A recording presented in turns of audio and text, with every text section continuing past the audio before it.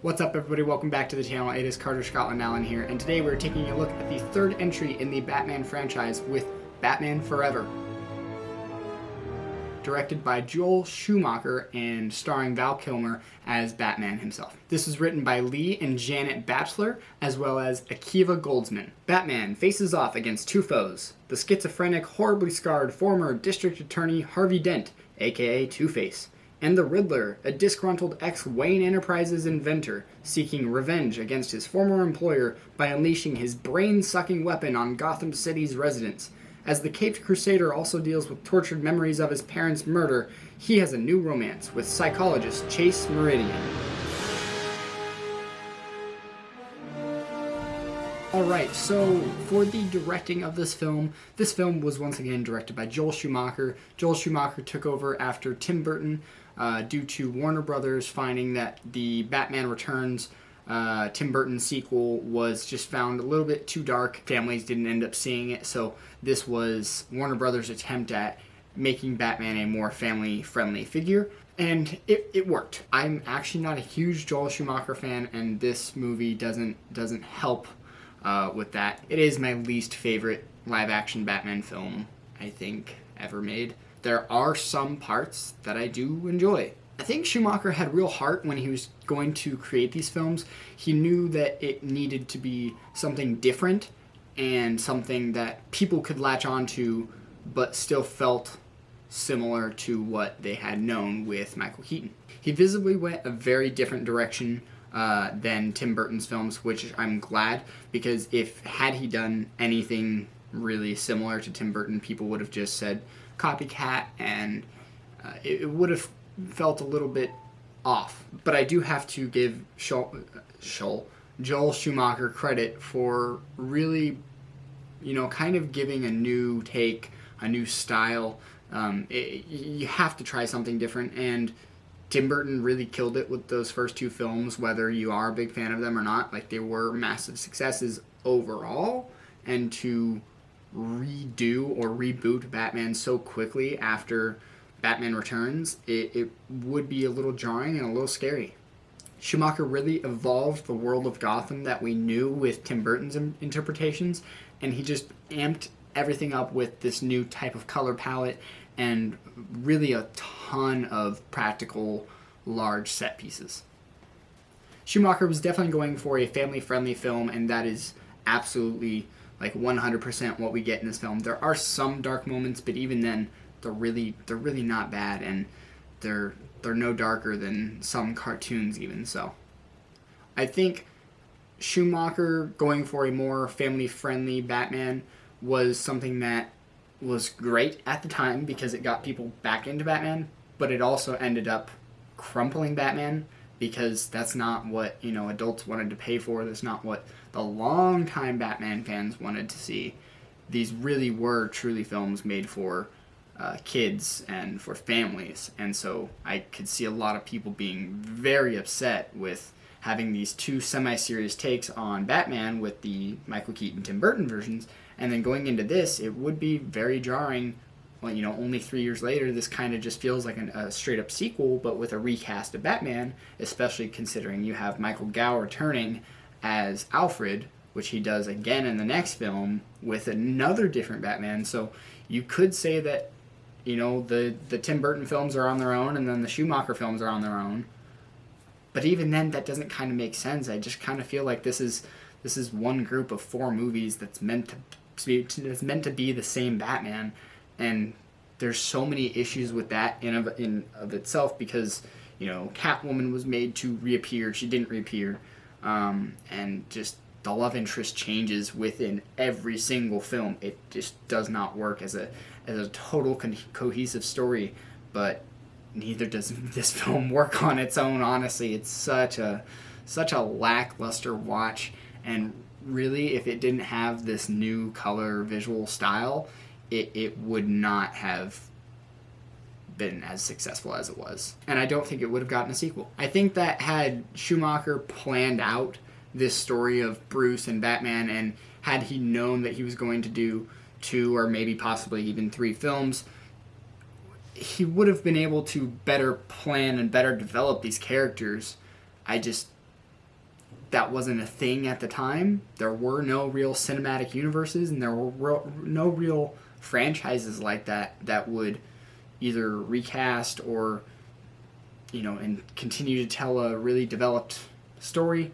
So it doesn't work because it wasn't made for that time. It really was this first kind of universe, and it just didn't work overall. So now on to the cast and the characters. So we have Val Kilmer as Batman, and I gotta say, I do like him as Batman. And I also like him more than Michael Keaton as Bruce Wayne. It's not to say that Michael Keaton's bad in any way. I just feel like Michael Keaton's Bruce Wayne really never got any true time to show his Bruce.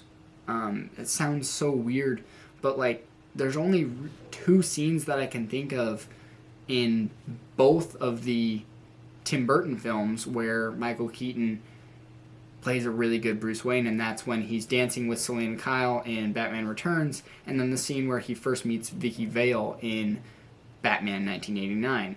So both of those scenes worked, but other than that, every other scene involving Bruce I could have gone without, and that really sucks to say because there's no real good Batman without Bruce Wayne and vice versa. You just have to have that duality of the characters, and the you have to see that yin and yang of Bruce himself. I really enjoyed that this version of Batman was more giving and I guess caring, and so Val Kilmer had a lot more chance to shine as a philanthropist, and he cared for Robin within this film, so it did add a lot more heart to this Bruce Wayne and made you understand kind of why he does some of the things he does without just being that brooding guy.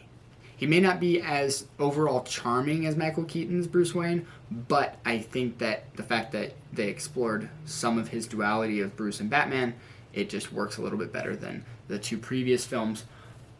But I do believe his Batman was just a little stiff. His voice wasn't bad, it's just the dialogue itself really wasn't that great, and I don't think anybody was really dying for Val Kilmer as Batman. There really is nothing new that Val Kilmer brings to the table as Batman, so that's why I really just, there's not much to this film other than, like I said, his Bruce Wayne, which is very mediocre at best, but still better than Michael Keaton's. The dialogue for Batman is never really that moving, or doesn't really move the story forward in any powerful character moving way, and so anytime that Val Kilmer speaks as Batman, it just doesn't really come off as effective, even though his voice isn't a bad Batman voice. At the end of the day, I had fun with Val Kilmer's version of Bruce Wayne, but I was very, very disappointed with his portrayal of Batman. And that is probably both credit to the writing and the performance. Now, we're going to make this part real quick. This is the love interest for the film, played by Nicole Kidman. She played, it was Chase Meridian, who, if I remember correctly, she worked at Arkham Asylum as a psychologist, which is fine. I thought it was just going to be like, in the next film, maybe she was going to appear as like Harley or something, but that didn't work out. I don't know if that was the plan. That could have been what they were going for. I don't even know if Harley was a character at the time. I don't even know how old Harley Quinn is, but whatever. This character really doesn't do anything. The only time she does anything that matters is in the very end of the film when she speaks to the Riddler, trying to see if he actually does know the real identity of Batman, in which he does not. And so there's nothing really to take away from it other than, Batman's identity is safe. Like, it's fine. But other than that, she could have literally not existed, and there could have been no love interest, and it wouldn't have made a difference on the film. It would have made it better, because it would have made the film shorter, because it's like 2 hours long, and this film should have been an hour and 20 minutes. As for the Riddler, I did not enjoy the Riddler. It was seriously just Jim Carrey being Jim Carrey, which I get at the time was probably a perfect choice. Everybody loves Jim Carrey. I love Jim Carrey as much as the next guy, but it's just not right for the Riddler. It's seriously just, hey, go do your thing. And it works for an over-the-top like comic book character, maybe, like comic book animated character, maybe. But live action, it's just too damn goofy, and I could not take it seriously. But I could take him a little bit more seriously than I could Tommy Lee Jones' Two-Face. Now, honestly, Two-Face is the reason that this film is at the bottom of my Batman ranking so far, just because Tommy Lee sucks as Two-Face. He straight up sucks. He's an awful Two-Face. The character design was awful. His dialogue was awful. His delivery was too over the top. It seriously felt more cheesy than anything we've gotten in any of the animated series, animated films. He was not meant to be in any sort of film with comedy. That sounds awful to say, but I was not a fan of Men in Black. I'm not a fan of this film. And the only films that I've seen him in that I like him in are serious films. So, yeah, just maybe stick to the dramas. I don't know what it was. I absolutely hated Tommy Lee Jones as Two-Face. As Tommy Lee Jones would say, I could not sanction his buffoonery. If you know that, then you know that. Jesus, God, he was so awful.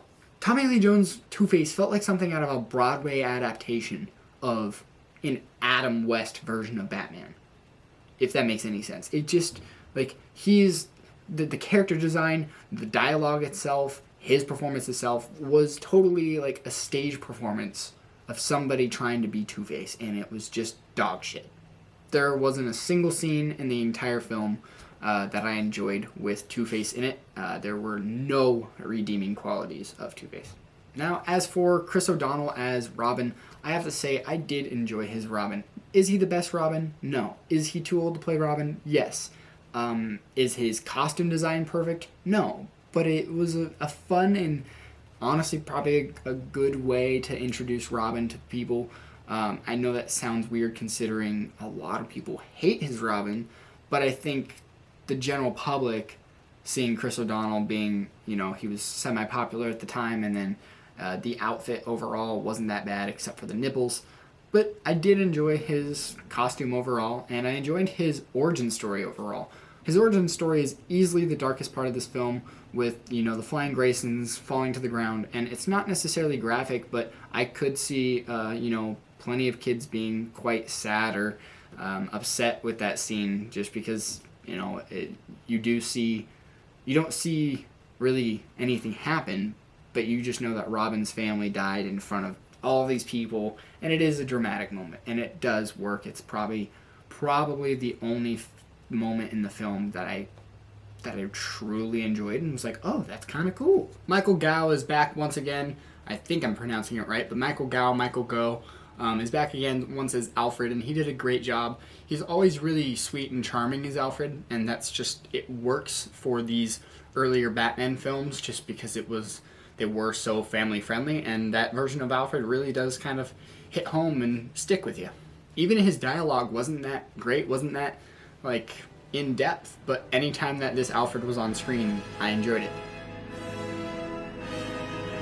As for the story of this film, this is the weakest story in any live-action Batman film I think ever made. Probably including the 1966 film, and I haven't even seen that.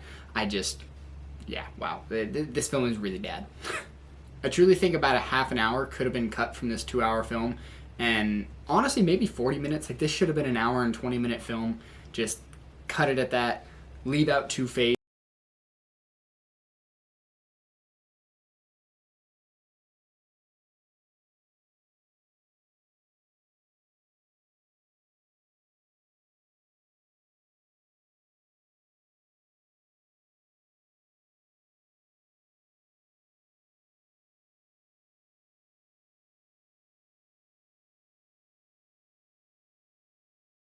I love Scream. I love 50 First Dates. Like, they're just two of my favorite.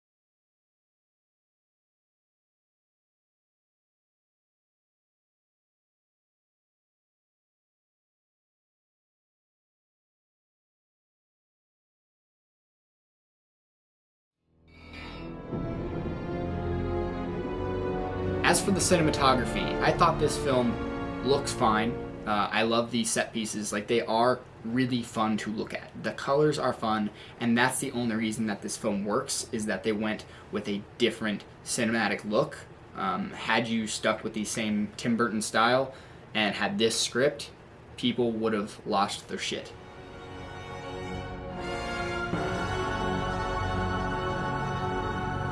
Alright, so the final thoughts. Obviously, if you've gotten through to here, you know that I don't like this film.